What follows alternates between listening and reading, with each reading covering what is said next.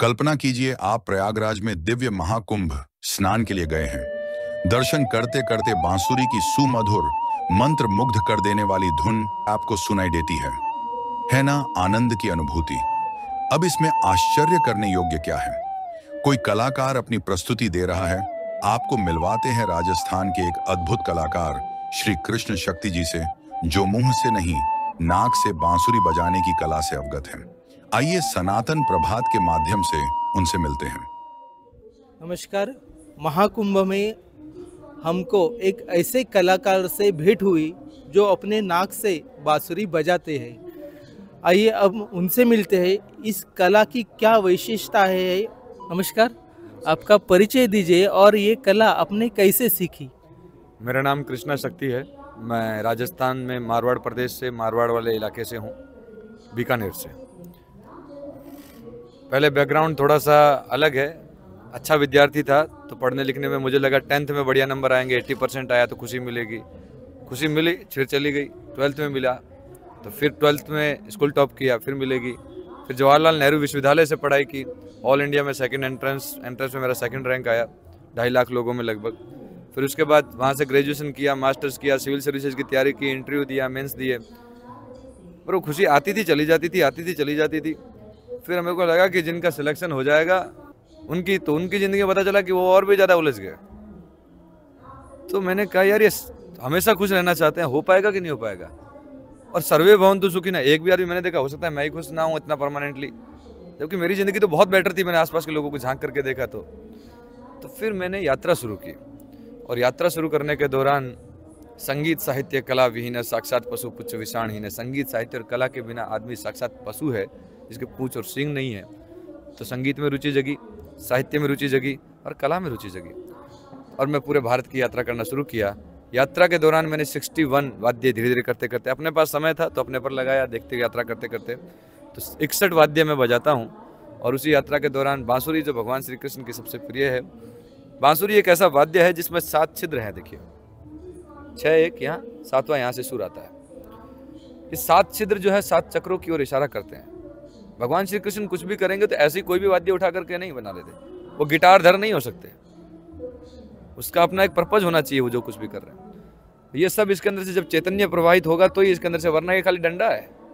तो इसके अंदर जब चैतन्य प्रवाहित होगा, जड़ और चेतन जब मिलेंगे 7 चित्रों के अंदर से, लेकिन उसके अंदर भी वो सबके अंदर कर रहा है, चैतन्य लगातार सब में प्रवाहित हो रहा है।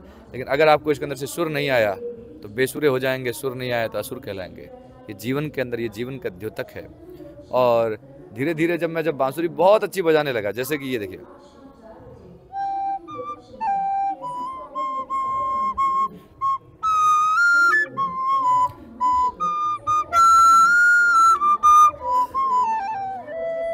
मुंह से बजाता हूँ, देखिए।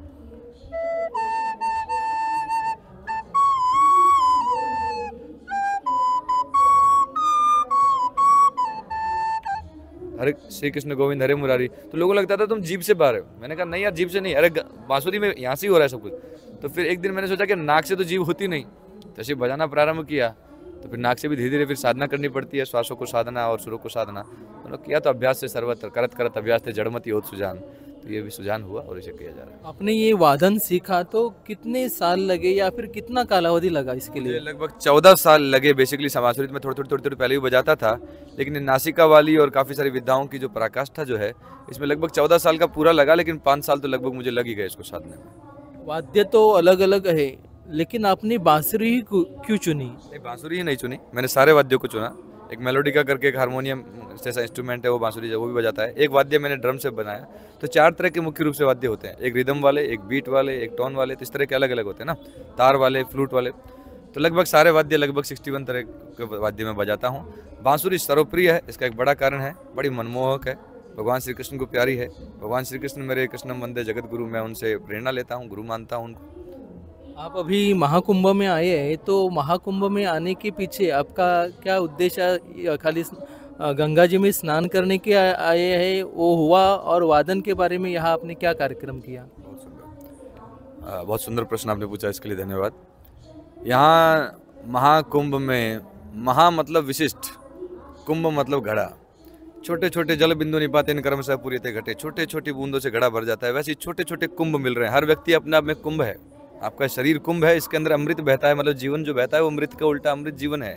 जब छोटे छोटे कुंभ मिल रहे हैं तो करोड़ों की संख्या में जब मिल रहे हैं और सबके भीतर एक अद्भुत चेतना, श्रद्धा, जो श्रद्धालु, मैं इनको भीड़ नहीं बोलता, मैंने श्रद्धालु बोलता हूँ, क्योंकि श्रद्धा एक भाव लेकर के चल रहे हैं। किसके प्रति श्रद्धा? हमारे पूर्वजों के प्रति, सनातन संस्कृति के, सनातन धर्म के प्रति और पूरी प्रकृति के प्रति श्रद्धा, माँ गंगा, जमुना और सरस्वती के प्रति। आप जब वहाँ देखेंगे जयति त्रिवेणी, शंकराचार्य जी ने लिखा है कि जो ये हमारी बुद्धि है, ये सरस्वती रूप जो है, ये सरस्वती का स्वरूप है। ये जो शरीर है हमारी लक्ष्मी का स्वरूप है। और जो हमारी जो महेशवाणी बोला उन्होंने, एक्चुअली महेशवेणी, तो ये जो माँ दुर्गा का स्वरूप जो है, माँ काली का स्वरूप जो है, ये हमारा मन है, ये गंगा का स्वरूप जो है। तो ये तीनों जब मिलती हैं तो संगम होता है। तो सारे एक एक मिलकर के फिर जब माँ गंगा के अंदर आकर के वाटर के अंदर, एक वाटर कुछ सामान्य जल नहीं है। अभी वैज्ञानिकों ने एक शोध किया जिसके अंदर एक जल को आप जैसी ऊर्जा देंगे, वाटर हैज अ मेमोरी। तो जब इतनी बड़ी गंगा के जल को जब इतनी सारी एक ऊर्जा एक साथ दी जाती है और फिर वो प्रवाहित होकर के गंगा पूरे देश के एक तरह से तृप्त कर देती है, ऊर्जा पूरे देश भर में जाती है, तो कितना सुंदर संगम है संतों का। हम अपनी कला के बारे में एक पूछेंगे कि अभी सद्य स्थिति में हर एक कला का के पीछे उद्देश्य रहता है कि पैसा कमाना।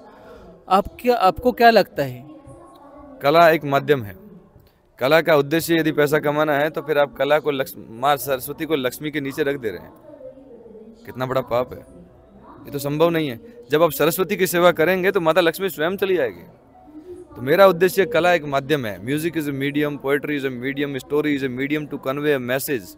And what is that message? That message is only one. कैसा माध्यम है कला? अद्भुत माध्यम है, रसयुक्त है। देखिए, बुद्धि की देवी कौन है? माँ सरस्वती, जो सरस कर दे। आज का हमारा जो नॉलेज है, वो एजुकेशन है, वो बिल्कुल अलग हो गया, एंटरटेनमेंट अलग हो गया। जो मूवीज देख रहे हैं उसके अंदर एजुकेशन नहीं है, और एजुकेशन जो है वो होनी चाहिए वो नहीं है, हैं? दूसरा, जो हम स्कूल में पढ़ रहे हैं वो एंटरटेनिंग नहीं है, बड़ा बोरिंग से क्लास लेक्चर लगते हैं बड़े। तो क्या हमारी बुद्धि की देवी सरस्वती है, तो क्या ज्ञान का माध्यम सरस्वती नहीं होना चाहिए? एक प्रश्न का उत्तर तो रहेगा कि आप यहाँ महाकुंभ में आए तो यहाँ अपनी कला की कैसे सादरीकरण किया, क्या कैसे किया? बहुत सुंदर। इसके माध्यम से मैं चाहता था कि महाकुंभ को समझूं। इतने सारे लोग आ रहे हैं तो इन चेतनाओं का मिलन कैसा हो रहा है, क्या क्या हो रहा है। और मैं अध्ययन के पर्सपेक्टिव से आया था कि महाकुंभ चल क्या रहा है। अध्ययन मतलब पुस्तकों का नहीं, महाकुंभ का अध्ययन चल रहा था। उसको पुस्तक में लिखा जा सकता है। और यहाँ आने के बाद आदि शंकराचार्य श्रृंगेरी मठ के विभूशेखर भारती जी के समक्ष मुझे स्तुति करने का, बांसुरी मुरली वादन, और मैं एक शिव स्तुति करने का चंद्रमौलेश्वर पूजा के बाद मुझे अवसर मिला। और उसके परिणाम स्वरूप उन्होंने मुझे सम्मान में एक बहुत सुंदर शॉल और ये चांदी से बहुत ही बढ़िया, ये बहुत सुंदर सप्रेम अपने हाथों से मुझे उन्होंने पहनाया और सम्मान किया। एक महामंडलेश्वर जी के सम्मुख गया तो उन्होंने कहा कि ब्रह्मा, विष्णु, महेश, गंगा, सरस्वती और जमुना और तीनों महेश जो है, चेतना ब्रह्म जो है, इन चारों का उन्होंने ये मूंगे की ये माला मुझे पहनाई।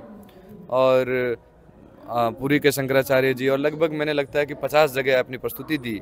मैं स्तुति तो महादेव की करता था, और मैं आपको बता दूं कि मैं बिना पैसे ही संपूर्ण भारत की यात्रा कर रहा हूँ। संगीत से माँ सरस्वती की सेवा करता हूँ, महादेव की उपासना करता हूँ, मैं तो पूजा करता हूँ। मेरी पूजा आपने तो यहाँ महाकुंभ में आके श्रद्धालुओं को अपनी कला दिखाई।